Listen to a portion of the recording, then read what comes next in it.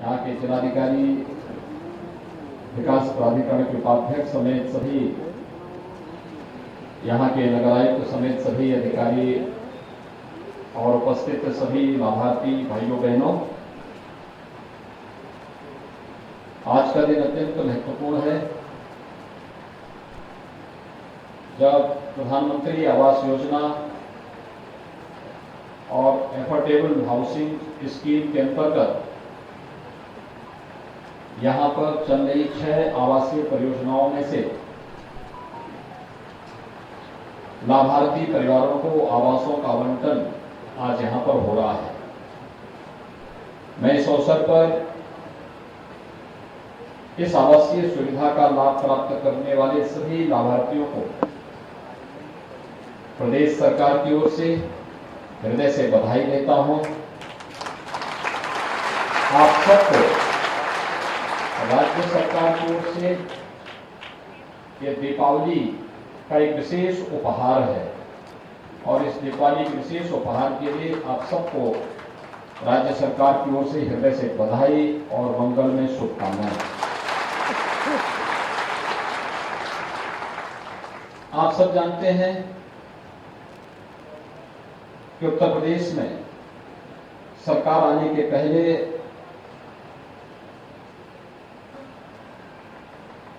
शहर हो या गांव, सामान्य नागरिकों को बुनियादी सुविधाएं भी नहीं मिल पाती थी।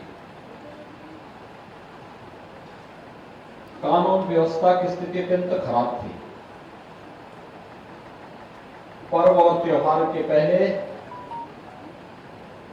लोगों को उनकी आस्था के अनुरूप आयोजन नहीं करने दिए जाते थे।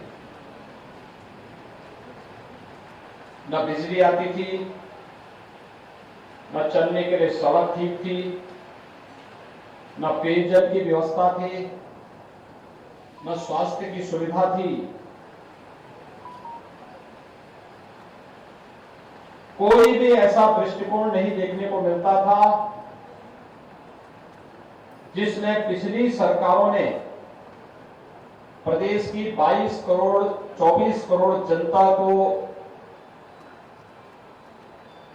अपने परिवार का हिस्सा मान करके शासन की योजना का लाभ उन्हें दिलाने का प्रयास किया हो। जबकि केंद्र सरकार 2014 के बाद से लगातार प्रदेश सरकार को कह रही थी कि अधिक से अधिक गरीबों को आवासीय सुविधा का लाभ मिलना चाहिए। हर गरीब के घर में उनका व्यक्तिगत शौचालय होना चाहिए। हर गरीब को प्रधानमंत्री उज्ज्वला योजना में रसोई गैस के निःशुल्क सिलेंडर उपलब्ध होने चाहिए। हर गरीब को विद्युत के निःशुल्क कनेक्शन उपलब्ध कराए जाने चाहिए। हर गरीब को 5 लाख रुपए की स्वास्थ्य बीमा का कवर दिया जाना चाहिए। हर गरीब को फ्री में राशन उपलब्ध कराया जाना चाहिए। लेकिन भाइयों बहनों, केंद्र सरकार के दिए जाने वाली योजनाओं को भी पिछली सरकारें राज्य के अंदर आपको उपलब्ध कराने में कोताही बरतती थी, नहीं देती थी। उनके लिए अपना परिवार ही प्रदेश था।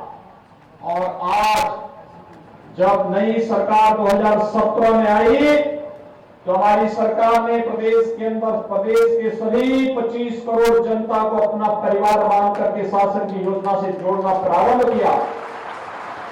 और आज इसका परिणाम है कि 1700 से अधिक परिवारों को एक दिन में मुरादाबाद के अंदर प्रधानमंत्री आवास योजना और एफोर्डेबल हाउसिंग स्कीम के अंतर्गत इस आवास सुविधा का लाभ प्राप्त हो रहा है। मैं इसके लिए आप सबको हृदय से बधाई देता हूं। प्राधिकरण और बूडा के सभी अधिकारियों को हृदय से धन्यवाद देता हूं जिन्होंने जनप्रतिनिधियों के मार्गदर्शन में इस सुविधा का लाभ यहां के लाभार्थियों को देकर के उनकी दीपावली को और भी अच्छी दीपावली बनाने का कार्य किया है। और ये कार्य केवल मुरादाबाद में नहीं हो रहा है। हमने 2017 के पहले के आंकड़े अगर आप देखेंगे, 2017 के पहले प्रदेश के अंदर 4300 लोगों को भी आवास नहीं मिल पाया था, जबकि 2014 में केंद्र में मोदी जी के नेतृत्व की सरकार लगातार तत्कालीन राज्य सरकार से कह रही थी कि गरीबों को आवास दिया जाना चाहिए, आप प्रस्ताव भेजिए, लेकिन उनके पास फुर्सत नहीं थी, क्योंकि उनके लिए अपना परिवार ही पूरा प्रदेश था और उनको इस बात से मतलब नहीं था कि किसी गरीब का कल्याण हो। लेकिन भाइयों बहनों, 2017 के बाद पिछले 4.5 वर्ष के अंदर हमारी सरकार ने प्रदेश के अंदर 43 लाख गरीबों को ग्रामीण और शहरी क्षेत्र में एक आवास उपलब्ध करवाया है। वहां निःशुल्क विद्युत के कनेक्शन दिए हैं, रसोई गैस के निःशुल्क कनेक्शन उपलब्ध करवाए हैं। शासन की हर सुविधा से प्रदेश के अंदर हर नागरिक को जोड़ने का प्रयास हो रहा है। ये काम 2017 के पहले भी प्रदेश में किए जा सकते थे, लेकिन पहले की सरकारें जनता के प्रति संवेदनशील नहीं थी। उनको तो समाज को बांटने से ही फुर्सत नहीं था और उनकी विभाजन की प्रवृत्ति अभी भी नहीं गई है। कल मैं समाजवादी पार्टी के राष्ट्रीय अध्यक्ष का वक्तव्य सुन रहा था।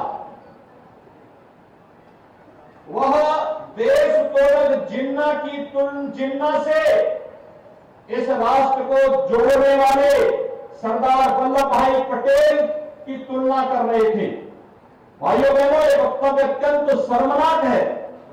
सरदार वल्लभ भाई पटेल भारत की एकता और अखंडता के आधार हैं, उसके शिल्पी हैं और वर्तमान में प्रधानमंत्री मोदी जी के नेतृत्व में एक भारत श्रेष्ठ भारत की परिकल्पना को साकार करने का कार्य किया जा रहा है। लेकिन आजाद भारत को एक भारत के रूप में रखने, अखंड भारत के रूप में वर्तमान भारत को रखने का श्रेय अगर किसी को जाता है तो वह सरदार वल्लभ भाई पटेल को जाता है, जो पूरा देश लौह पुरुष के रूप में मानता है। लेकिन कल उनका वह विभाजनकारी मानसिकता एक बार फिर से सामने आ गई, जब उन्होंने सरदार पटेल को जिन्ना के समकक्ष रख करके देश तोड़क जिन्ना को महिमामंडित करने का प्रयास किया है। मुझे लगता है भारत की जनता विभाजनकारी मानसिकता को कभी स्वीकार नहीं करेगी। उत्तर प्रदेश की जनता को आपने देखा होगा कोरोना कालखंड के दौरान ये सभी नेता कोरोना के दौरान सपा हो, कांग्रेस हो, बसपा हो, ये सभी लोग कोरोना के दौरान होम आइसोलेशन में थे, घर से बाहर नहीं निकले थे। गरीब जनता के पास जाने की बात तो दूर, अपने स्वयं के पदाधिकारियों के घर में भी नहीं गए। और जब उनके नेता स्वयं होम आइसोलेशन में थे तो उनके पदाधिकारी और उनके कार्यकर्ता भी होम आइसोलेशन में पड़े हुए थे। भाइयों बहनों, ये होम आइसोलेशन में पड़े हुए इन राजनीतिक दलों के नेताओं को चुनाव के दौरान भी होम आइसोलेशन में जरूर भेजना, क्योंकि जो आपकी संवेदना के साथ खड़े नहीं हो सकते, आपके सुख में आपके साथ आपको बधाई नहीं दे सकते, आपके दुख के साथ आपके साथ अपनी संवेदना नहीं जोड़ सकते, तो फिर वे इसी प्रकार से गरीब को, वंचित को, दलित को, अति पिछड़े को, समाज के हर एक तबके को, वह किसी जाति, किसी मत, किसी मजहब का क्यों न हो, उसकी पीड़ा के साथ कभी खड़े नहीं हो सकते। और ये होंगे भी कैसे, क्योंकि इनकी प्रवृत्ति तो हमेशा गरीबों की संपत्ति को और व्यापारियों की संपत्ति को हड़पने की रही है। इनको पीड़ा इस बात के लिए नहीं होती थी कि किसी गरीब की संपत्ति को कोई माफिया कैसे हड़प रहा है। इनको पीड़ा तब होती है जब प्रदेश सरकार किसी माफिया के द्वारा हड़पी गई जमीन पर बुलडोजर चलाने का कार्य करती है, तब इन नेताओं को बुरा लगता है। लेकिन भाइयों बहनों, 2017 के बाद प्रदेश सरकार ने अपराध और अपराधियों के प्रति जीरो टॉलरेंस की नीति के साथ कार्य करना प्रारंभ किया। एक तरफ अपराधियों के साथ सख्ती के साथ निपटने का कार्य, प्रदेश में कानून व्यवस्था की सुदृढ़ स्थिति, सुरक्षा सबको, आस्था का सम्मान सबका, लेकिन शासन की योजनाओं का लाभ भी सबको, लेकिन कानून के साथ खिलवाड़ करने की छूट किसी को नहीं। और शासन की इस व्यवस्था का परिणाम है उत्तर प्रदेश तेजी के साथ हर एक क्षेत्र में आगे बढ़ता हुआ दिखाई दे रहा है। मुरादाबाद इस मामले में अनेक दिशा मायने रखता है। मुझे याद है सबसे जफर इस्लाम को हम लोगों ने राज्यसभा में भेजा, वे यहां पर आए।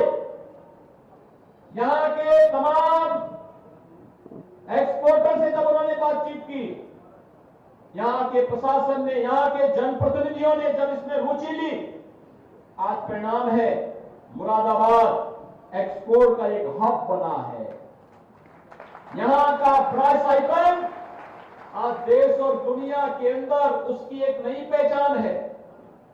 लोग आज मुरादाबाद को छोटी छोटी बातों में तनाव होने वाले जनपद के रूप में नहीं, बल्कि अब जनपद मुरादाबाद एक प्रगतिशील जनपद बनने की ओर अग्रसर है, जो विकास की मुख्य धारा के साथ जुड़ करके हर एक नागरिक के जीवन में परिवर्तन लाने की पूरी बड़ी प्रतिबद्धता के साथ कार्य कर रहा है।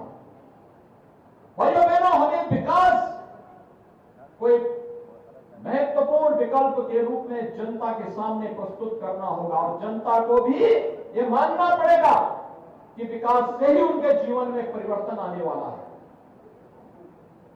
ये विभाजन की रेखाएं खींचने वाले लोग आपका कल्याण नहीं कर पाएंगे। अपने परिवार के हितों के लिए सब कुछ करने वाले, प्रदेश के संसाधनों में लूट मचाने वाले लोग प्रदेश का हित नहीं कर पाएंगे, जनता जनार्दन के का हित नहीं कर पाएंगे। और इसीलिए आज जब मैं यहां पर आया था प्रातःकालीन सत्र में, आपने देखा होगा 72 पुलिस अधिकारियों का सफल प्रशिक्षण के बाद हम लोगों ने उन्हें डिप्टी एसपी के रूप में नियुक्ति अभी दी है। थोड़ी देर पहले उनको नियुक्ति भी प्रदान कर दी गई है। ये 72 पुलिस अधिकारी उत्तर प्रदेश पुलिस में जाकर के अलग अलग स्थानों पर प्रदेश के अंदर कानून व्यवस्था और सुरक्षा का एक बेहतर वातावरण बनाने में अपना योगदान देंगे। तो दूसरे कार्यक्रम में मुझे आना पड़ा है। दीपावली के ठीक पहले इतने बड़े पैमाने पर यहां पर आवास योजना का लाभ उपलब्ध करवाने का एक कार्यक्रम अत्यंत अभिनंदनीय कार्यक्रम है और मैं इसके लिए आप सबका अभिनंदन करता हूं, आपको बधाई देता हूं। भाइयों बहनों, आप अनुमान कर सकते हैं 43 लाख परिवारों को आवास पहले भी मिल सकता था, पिछली सरकारों ने नहीं दिया, लेकिन हमें जैसे ही मिला। आखिर ये 43 लाख आवास प्रदेश के अंदर किसी न किसी गरीब को, किसी न किसी वंचित को तो मिले होंगे। ये आवास पहले क्यों नहीं मिले? ग्रामीण क्षेत्र में 1,20,000 रुपए, सामान्य जनपदों में 1,30,000 रुपए, नक्सल प्रभावित जनपदों में 12,000 रुपए शौचालय के लिए अलग से और 90 दिन की मनरेगा की मजदूरी के बराबर राशि भी उस परिवार को उपलब्ध करवाई जाती है। लगभग 1.5 लाख के आसपास ये राशि पड़ जाती है।